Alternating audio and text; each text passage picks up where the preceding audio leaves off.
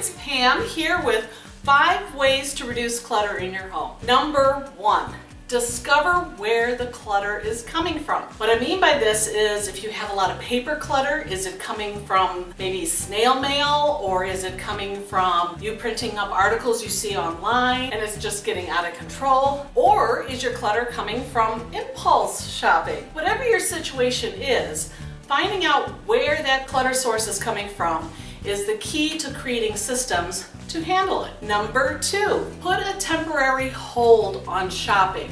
Now this kind of piggybacks my first point. If you find that impulse shopping seems to be the source of the clutter in your home, put a temporary hold, like a 48-hour hold, on any items that you really want to buy. Now this particular tip really worked well for me. Whenever I was out shopping and I find an item and really think, oh, this would be so cool to have at home, I especially did this with little home decor items, I simply told myself I had to wait 48 hours. And if I still wanted it after 48 hours, I could go back and get it. And I gotta tell you, that 48 hours wait, that item didn't seem that great after that. Number 3, avoid buying items that you are really only gonna use once. Okay, we do this around holiday time or some kind of special occasion. We'll buy items for that one event and then never use it again, but we never get rid of it. Why? Because we spent good money on it. So avoid buying it in the first place. Ask your friends, ask your family, ask your neighbors, do they happen to have an item you can borrow for that one day? Or many communities now have what they call Free Cycle. Free Cycle is simply an online swap-a-thon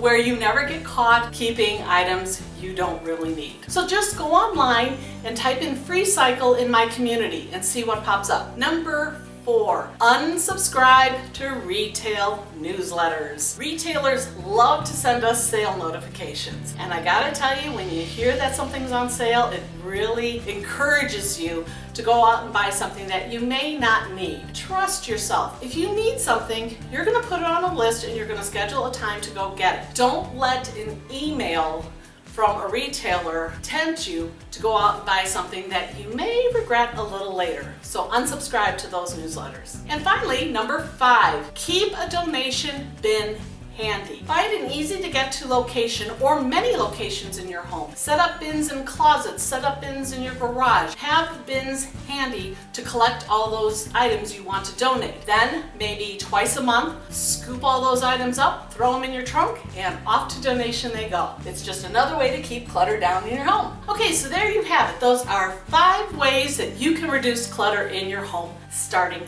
today. I hope you found this tip helpful. If you did, please give me that big old thumbs up, poke that like button below, and if you just happen to come across my video today and this is your first time watching, welcome, thanks for stopping by. Please click on that subscribe button below and ring the bell so you know when I'm uploading more videos like this. I'm Pam with Organizer AZ 911. Thanks for watching.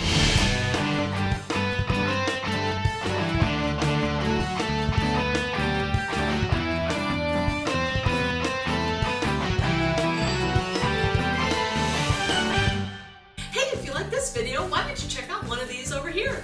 And don't forget, the links to my socials are found below.